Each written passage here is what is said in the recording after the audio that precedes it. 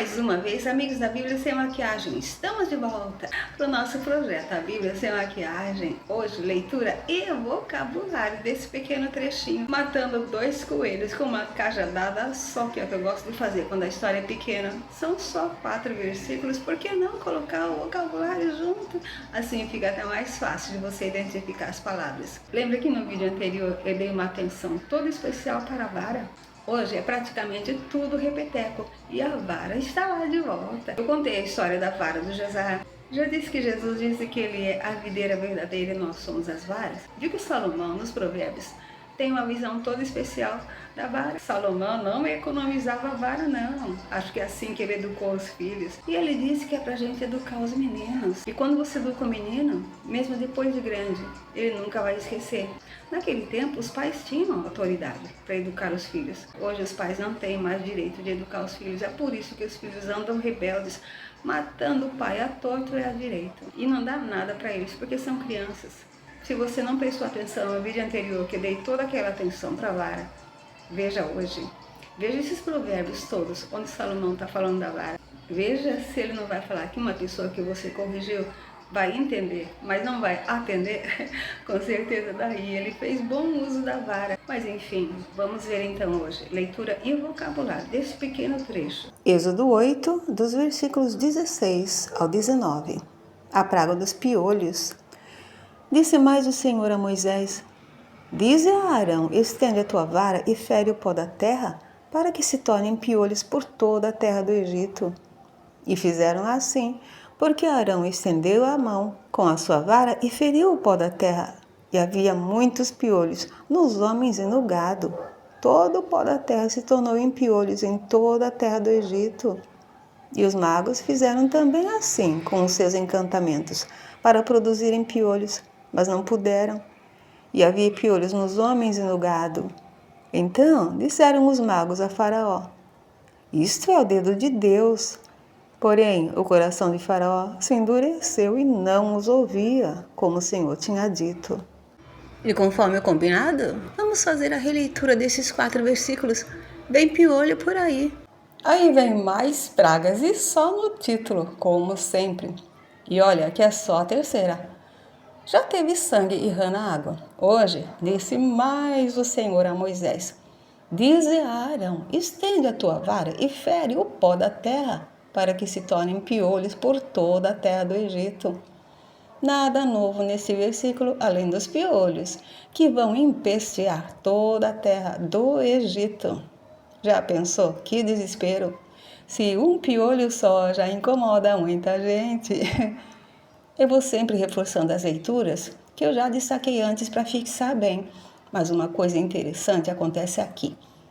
Se a gente fosse buscar nos refolhos da mente, vai lembrar que no Gênesis 13:16, depois que Ló se apartou de Abraão, Deus chamou Abraão em particular e disse-lhe: Farei a tua semente como o pó da terra, de maneira que se alguém puder contar o pó da terra, também a tua semente será contada.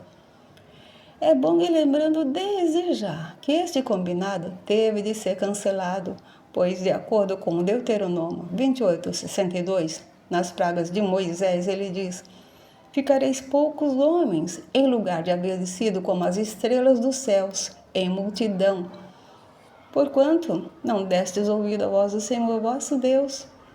As estrelas do céu, a areia do mar, são outras maneiras que Deus usa para demonstrar a quantidade que o povo se tornaria se apenas tivessem obedecido às suas leis. Eu já falei quem era este povo ao qual Deus se referia? Caso você não lembre, preste atenção em Levítico 13:13 e 2 Reis 5:27 e veja o que acontece na praga da lepra. E fizeram assim, subentende-se Moisés e Arão, né?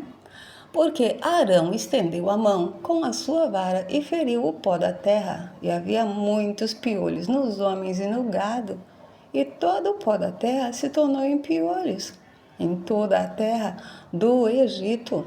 E os magos fizeram também assim com os seus encantamentos, para produzirem piolhos, mas não puderam, e havia piolhos nos homens e no gado. os magos fizeram assim com seus encantamentos.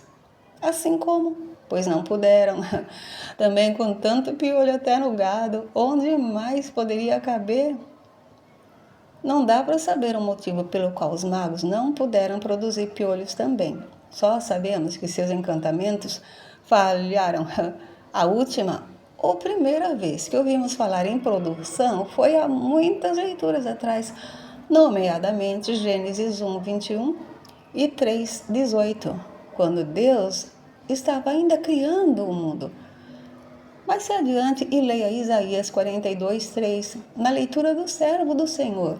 Nesta mesma leitura, dos versículos 22 ao 25, e no capítulo 43, 28, já fala dos castigos do povo que Moisés declarou no Deuteronômio 28.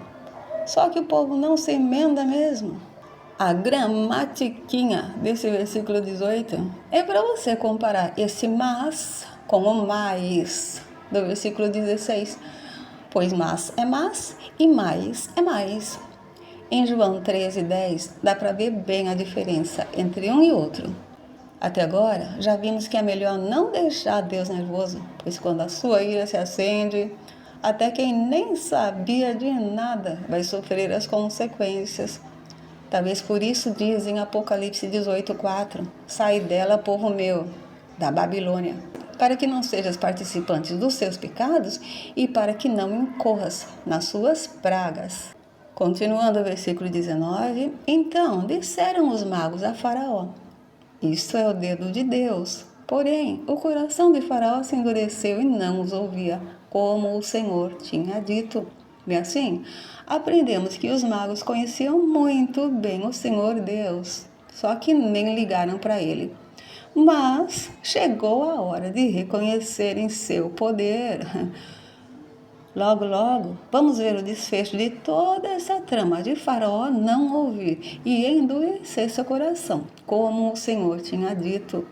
Mas no capítulo 31, 18, vamos ler que as tábuas do testemunho que Moisés vai escrever na pedra foram escritas pelo dedo de Deus. E em Lucas 11, 20, em mais uma disputa entre Jesus e os fariseus, aquela seita a qual Paulo também pertencia, Jesus diz, se eu expulso os demônios pelo dedo de Deus, certamente a vós é chegado o reino de Deus. Pois era. Pergunte se eles quiseram. A nós também é chegado o reino de Deus, que nos está disponível desde o Gênesis 1. Você quer? Bem, vamos encerrando a leitura e vocabulário deste pequeno trecho, pois eram só 4 versículos. Porém, o próximo vídeo será só a leitura da próxima praga, a das moscas, que Deus sabe muito bem como nos incomodar. Enquanto as moscas não vêm, a Bíblia sem maquiagem vai se despedindo. Por enquanto, vá se incomodando com os piolhos, tá? Até breve.